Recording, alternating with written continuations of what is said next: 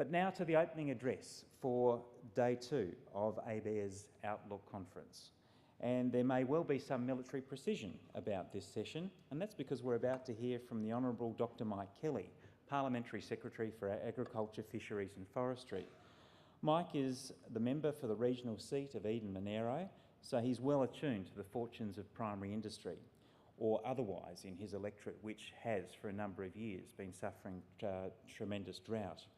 Mike joined the Army in 1987. He has extensive military experience, including deployments in Somalia, for which he was awarded the Chief of the General Staff Commendation and made a member of the Order of Australia. He also served in Bosnia, Croatia, Kenya, East Timor and Iraq. He worked with the SAS in the lead up to the Sydney Olympics. He finished his military career as Director of Operations and International Law and Director of Army Legal Services in 2007. Mike was first elected to Parliament in November of 2007, and other appointments aside, he became Parliamentary Secretary for Agriculture, Fisheries and Forestries last September. So for the opening address of the second day of this Outlook conference, please welcome the Honourable Dr Mike Kelly, AM, MP.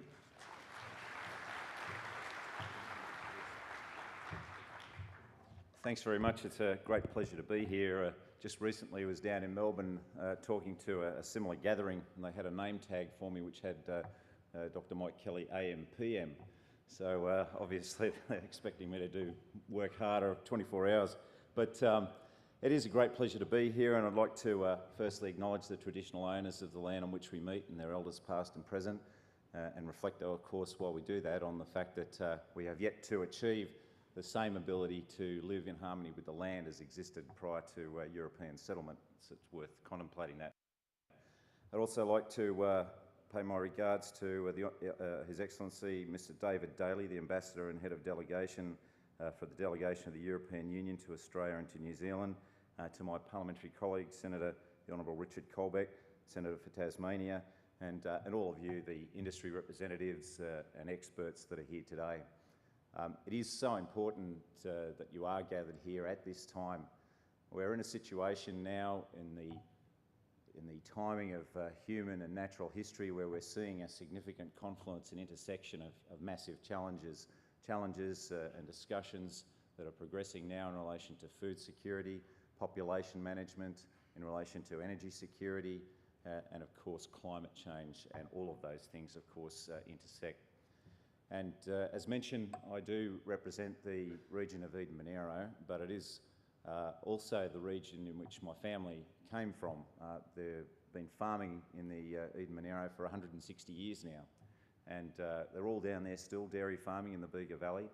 And in recent years, we've experienced the driest and hottest times on record. And we were the last area in New South Wales to come out of drought status along with the high country. And so I do understand very well the stresses, the strains, the mental anguish that has gone into farming in these challenging last 10 years or so. And of course, just recently I was out touring the flood-affected areas of Western and Northern New South Wales in Wagga, Park, Stubbo, Narrabri, Narromine, Weewar, Warren, all these places.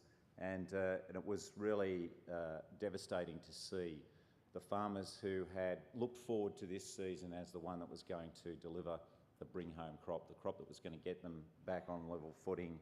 And even more agonising was the fact that they had already sunk their costs in these crops.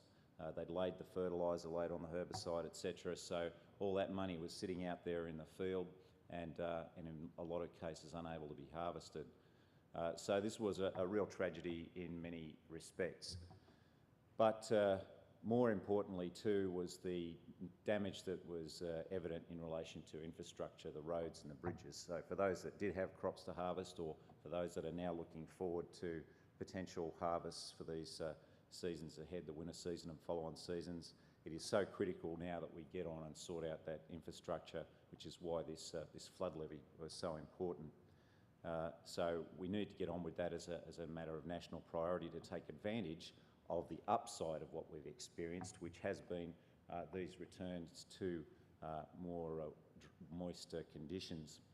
And that is the issue in the discussions on climate change. We have to still analyse what the impact is going to be on rainfall, but one thing we do know is that with the higher temperatures we are going to experience much accelerated rates of evapotranspiration and problems with ground moisture, whatever the circumstances are with rain. And if the science is right and we do also experience these intensified events, then there is a huge risk management aspect to these climate change effects as well. So the challenge for all of us, for government in particular, is to come up with the right policy frameworks to encourage productivity, competitiveness, sustainability and risk management into the future for our farming sector. But out there, of course, with all these challenges, there are opportunities. And people are talking now, of course, in these circumstances of growing populations, more affluent populations in China and India. And the first thing you do when you become affluent is you want more food and you want better quality food. So people are now talking about food as being the new gold, and certainly I believe there will be big opportunities out there along with these challenges. But that does bring me to this climate change threat, and it is a threat. And for those that don't accept the science, well, they're entitled to their opinion, but a responsible government has no other choice but to accept the science out there. It's critical for our children's future, the future of the country and the future of the planet.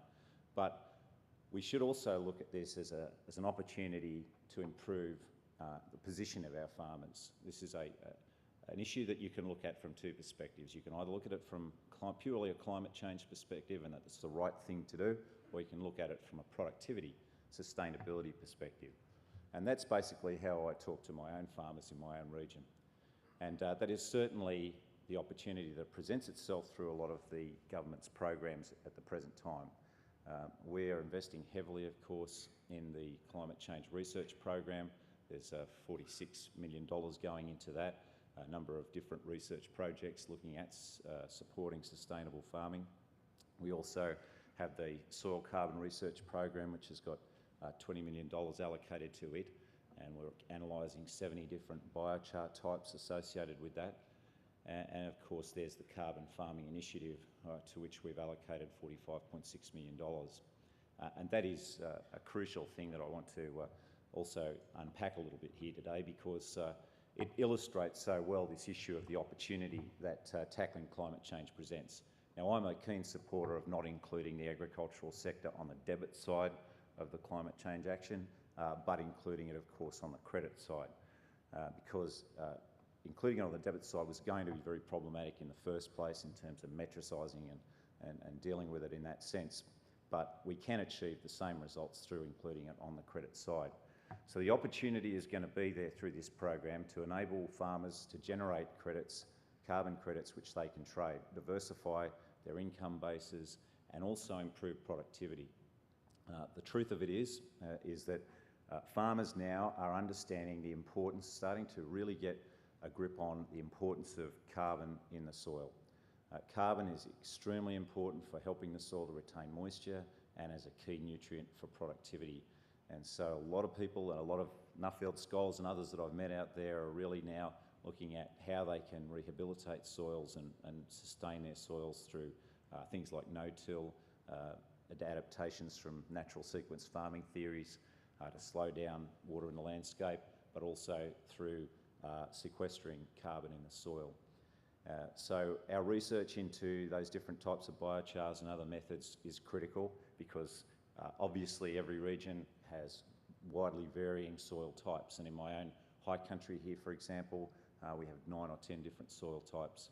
So that research will continue, but it has massive benefits associated with it. So the work is continuing right now to produce that legislation that will establish that market. It will be facilitated by the land care framework, and I'm a very keen supporter and adherent to the land care concept. It is a brand that's trusted by our farmers, that achieves great things, and it's been terrific to have invested a lot of money into the land care program through the Caring for Our Country program as well, which has really helped with not only sustainable farming but improving biodiversity and its relationship to farming outcomes as well. And in my own region we have some great examples of where Farmers are aggregating to take advantage of these things, like the Bega Environmental Management System, which is based on the Bega Cheese Co-op framework, and the Monero Farming Systems crew in the high country. And they have teamed up with CSIRO to develop a modelling tool which enables them to sit down and work out a 50-year cycle plan, strategic plan for their properties so they can manage herd sizes and their pastures by plugging in the data that they need, the soil type data they need, and then being mentored through how to use this tool. And that's been a great reliever mentally for them as well, that there is something that they can do positively to manage their properties through the oscillations of climate and markets, etc. So these things are happening out there. We just need to network this and aggregate this more effectively. And through the Carbon Farming Initiative, I think will provide a bit of stimulus to this. So what will be happening is through 56 land care facilitators, we'll be having a national forum in a matter of days, on the 8th and 9th of March, to talk through the concept. We've received over 200 submissions on the framework that we're establishing, so we've absorbed that. We'll explain this framework, then we'll send land care facilitators away to do state-based training through the period from March till June, and then from June till 2014 we'll be running a series of workshops for landholders and farmers to educate them into how they can take advantage of this system. Now, it will pose challenges for farmers as well. Obviously, for some of these aspects like reforestation, revegetation, you could really only take advantage of it if you do get involved in an aggregation framework for that. So, that will be important, and we will have aggregation facilitation in that process. But it is not new to the agricultural sector, as I mentioned, with the Bega Co-op is a perfect example. The co-op sort of model out there is one that we can build on to achieve that sort of aggregation. So the Carbon Farming Initiative is very exciting, I think, and people need to come to it with an open mind, a preparedness and a willingness to try and make it work. But it will, I think, help deliver things like reducing emissions in the agricultural sector at the same time as achieving gains for us in sequestering and storing carbon in the landscape. And I would like to see more of our environmental programs invested through that land care framework, because when you look at it, our landholders and farmers are stewards of 63% of the Australian land mass. If you want to get an environmental outcome, they really are the people to use in that meeting that challenge. So we are very keen to continue to reinforce that land care framework. Certainly, of course, we are conscious that research and development is a key piece of this puzzle, and we have some models of research and development that we've been involved in the past through the levy system, the matching contributions, and we've seen approximately $500 million a year basically generated through that combined activity of levy from the industry and government contribution. And that has produced some great results. We've seen the land plan and the pest management integration methods adopted. We've seen the weed destructor new project that's going to be coming online soon, the Cool Cows program. And my favourite, of course, is the sugarcane smut program. That's not a new internet filter system. It's a system to develop smut-resistant strains of sugarcane. So we are seeing a lot of gains out of that. But we now have a Productivity Commission study into research and development maximising Commonwealth dollars, and we're just considering the final report of that now. But what I would like to see is a greater encouragement of private investment in this research challenge.